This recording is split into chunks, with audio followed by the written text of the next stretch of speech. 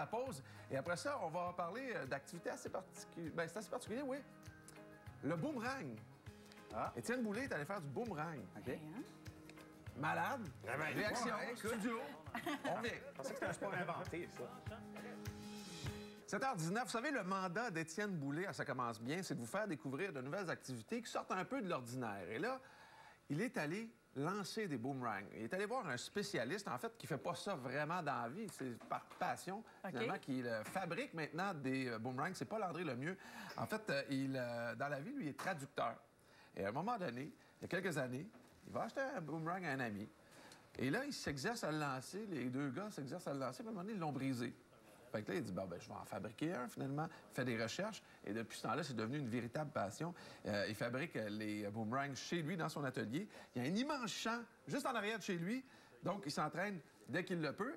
Et notre ami Étienne a posé la question à Paul André. Il dit, c'est quoi les outils nécessaires pour fabriquer un bon boomerang? On l'écoute. On peut s'en tirer avec une scie sauteuse, mais la meilleure chose, vraiment, c'est la scie à champ tourné. OK. Qui permet vraiment de bien suivre les courbes sans endommager le bois. Oui. Et ensuite, une sableuse pour faire les profils. Au début, ton premier boomerang te prend peut-être 1 heure. OK.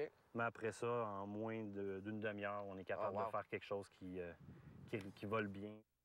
Et quelles sont justement les caractéristiques d'un bon boomerang? Étienne s'est intéressé à la question.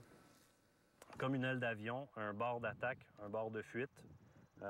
Toujours même chose comme ça. Il faut que ça soit bien proportionné. D'habitude, les plans sur Internet, ils ne mettent pas les plans de quelque chose qui ne vole pas. En fonction du vent aussi, on peut aller jouer avec l'aérodynamique en rajoutant des élastiques, en collant une pièce de monnaie en dessous pour la faire aller plus loin, pour qu'ils reviennent moins facilement avec le vent. Et combien de temps ça prend pour devenir un bon lanceur de boomerang? Je vous pose la question, combien de temps vous pensez? Moi, je dirais 2-3 mois. 3 mois? Ah, oui, certainement. Oui, plusieurs semaines. Tu dis la même chose, tu y vas avec la famille? Ben oui. La famille. La réponse? Avec quelque chose qu'on fabrique soi-même, ça peut prendre une demi-heure avant d'être capable de trouver la bonne technique exactement. Mais reste toujours droit. Qu'est-ce que je fais de pas correct? Manque un peu de force. Un petit peu trop droit. Ouais, pas super, manque un peu de force. Oh! C'est bon, ça! Ah! Oh, nice! Devant la caméra! Hein? Puis là, on fait. Ouais. Ah non, ça, c'est pas le bon sport, ça. Avez-vous remarqué, Étienne, avec ses habiletés au football, d'attraper le boomerang, c'était beaucoup moins difficile. Oui, Il te l'a attrapé quasiment en plongeant. J'ai sous-estimé Étienne. Je m'excuse, Étienne. Non, mais ça à peine 30 une demi-heure. minutes. Oui, c'est pas long, hein? Ben là, 30 minutes pour lui, mais on sait pas pour nous autres. Mais il est encore en train de lancer le boomerang? Oui, parce que Laurent est encore là.